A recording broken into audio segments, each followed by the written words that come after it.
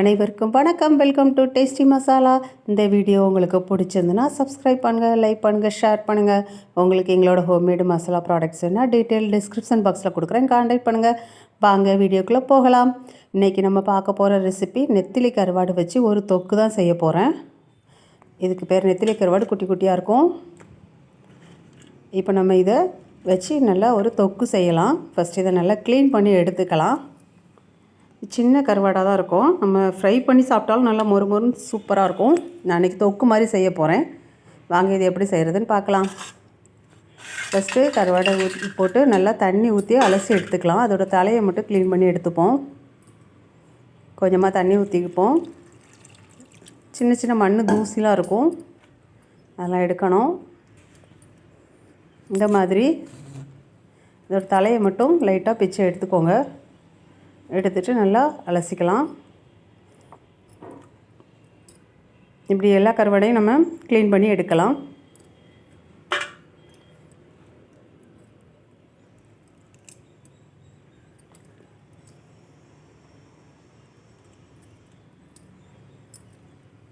நல்லா எல்லா கருவாடையும் நல்லா க்ளீன் பண்ணி எடுத்துக்கலாம். வத்தல் தூள், மஞ்சள் பொடி போட்டு நல்லா வறுத்து சாப்பிட்டாலும் சூப்பராக இருக்கும். நான் அன்றைக்கி தொக்கு மாதிரி செய்கிறேன், பார்க்கலாம். ஒரு தடவை நல்லா அலசிட்டையும் க்ளீன் பண்ணிவிட்டு இப்போ இதை ஒரு சொட்டு தண்ணி கூட இல்லை, அப்படியே மிக்ஸி ஜாரில் போட்டு திரிக்க போகிறேன். மற்ற கருவாடெலாம் திரிச்சோன்னா பஞ்சு மாதிரி ஒரு மாதிரி ஆயிரும். ஆனால் இந்த கருவாடு வந்து கொஞ்சம் நாராக திரியாக வரும். நீங்கள் காமிக்கிற இப்போ திரிச்சிட்டு இந்த மாதிரி இருக்கும். ரொம்ப நைஸாக அரைப்படாது. இந்த கருவாடை மட்டும் தான் அரைச்சி செய்கிறதுக்கு நல்லாயிருக்கும். இந்த மாதிரி தண்ணி விடாமல் நீங்கள் திரிச்சிங்கன்னா வரும். நம்ம இப்போ இதை ஃபஸ்ட்டே ரெடி பண்ணி வச்சாச்சு. இப்போ தொக்கு எப்படி செய்கிறதுன்னு பார்க்கலாம். பார்த்தாலே தெரியும், கொஞ்சம் நாராக இருந்த மாதிரி இருக்கும், லைட்டாக திரியாக இருக்கும். தண்ணி ஒரு சொட்டு கூட சேர்த்துறாதீங்க. இப்போ நான் ஒரு 2 பெரிய வெங்காயம், தக்காளி ஒரு 3 பழம் கட் பண்ணி வச்சுருக்கிறேன். வெங்காயத்தை விட தக்காளி கொஞ்சம் அதிகமாக இருக்க மாதிரி பார்த்துக்கோங்க. இப்போ பாத்திரத்தில் சூடாயிட்டு கொஞ்சமாக எண்ணெய் சேர்த்துக்கலாம். நீங்கள் எந்த சமையல் எண்ணெய் யூஸ் பண்ணீங்களோ அதை சேர்த்துக்கோங்க. எண்ணெய் சுடானோடனே கடுகு, கடலைப்பருப்பு, உளுந்து சேர்த்து தாளிச்சிக்கலாம். கொஞ்சமாக கருவேப்பிலை, கடுகு பொரிஞ்ச உடனே அதில் நம்ம கட் பண்ணி வச்சுருக்கிற வெங்காயத்தை சேர்த்துக்கலாம். வெங்காயம் லைட்டாக வதக்கி விட்டுக்கோங்க.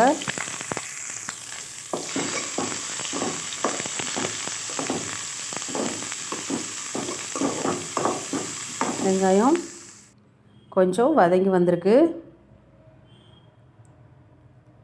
நான் இன்றைக்கி குழம்பு மிளகாத்தூள் தான் இதில் போடுறேன். நான் மீன் குழம்புக்கு யூஸ் பண்ணுறது, கருவாட்டு குழம்பு எல்லாத்துக்கும் வைக்கிற மிளகாத்தூள். உங்கள்கிட்ட இது இல்லைன்னா வத்தல் தூள், மல்லித்தூள் தனியாக நீங்கள் அரைச்சி வச்சுருந்தீங்கன்னா அதை போட்டுக்கோங்க. கொஞ்சமாக சேர்த்துருக்கேன். கருவாட்டு குழம்பு தனியாக வைக்கிறதுக்குன்னு ரெசிபி நம்ம சேனலில் இருக்குது, நீங்கள் அதை போய் பாருங்கள். டேஸ்ட் ரொம்ப நல்லாயிருக்கும். இது வந்து தொக்கு மாதிரி செய்கிறது. வெறும் வெங்காயம், தக்காளி எடுத்தது லைட்டாக வதக்கி விட்டுட்டு ஒரு 3 தக்காளி பழம் கட் பண்ணி வச்சோம்ல அதையும் சேர்த்துக்கலாம். இந்த மசாலாவில் கருவாட்டு குழம்பு செய்யும்போது சூப்பராக இருக்கும். அதுக்கு கூட கொஞ்சம் மசாலா சேர்க்கணும். இது வந்து 1 டேபிள் ஸ்பூன் அளவுக்கு தான் நினைக்க மசாலா சேர்த்துருக்குறேன். தக்காளி பழம் சேர்த்துட்டு லைட்டாக வதக்கி விட்டுக்கோங்க. இப்போ 1 டம்ளர் அளவுக்கு மட்டும் நான் தண்ணி இதில் சேர்க்க போகிறேன். தொக்குங்கிறதுனால வேகணும். கருவாடு என்ன தான் சேர்ப்போம், அது வேகிறதுக்கு அளவுக்கு மட்டும் சேர்த்தா போதும். இந்த டம்ளருக்கு 1 டம்ளர் அளவு மட்டும் நான் தண்ணி சேர்த்துருக்குறேன். லேசாக கொதிக்கட்டும். ஒரு கொதி வந்திருக்கு. இப்போ நம்ம அரைச்சி வச்ச கருவாடு அதில் சேர்த்துக்கலாம். கருவாடு சேர்த்துட்டு உப்பு பார்த்துட்டு சேருங்க. சில கருவாட்டில் உப்பு இருக்கும், ஆனால் இதில் அதிகமாக உப்பு இல்லை. அதனால தான் நான் தேவையான அளவு உப்பு சேர்ப்பேன். கருவாடு சேர்த்துட்டு உப்பு டேஸ்ட் பண்ணி பார்த்துட்டு உப்பு சேர்த்துக்கோங்க.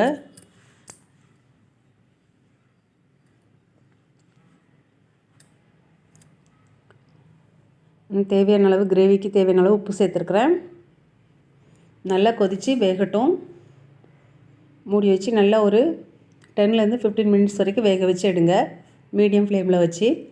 பார்த்தாலே தெரியும் நம்மளோட கருவாட்டு தொக்கு ரொம்பவே சூப்பராக ரெடி ஆகிட்டு. பருப்பு குழம்புக்கெலாம் ரொம்ப அட்டகாசமாக இருக்கும் காம்பினேஷன். சும்மாவே நம்ம சூடான சாதத்தில் போட்டும் பிசைஞ்சு சாப்பிட்லாம், அவ்வளோ டேஸ்ட்டாக இருக்கும். நல்லா வெந்து மசிஞ்சு சேர்ந்து வந்திருக்கு.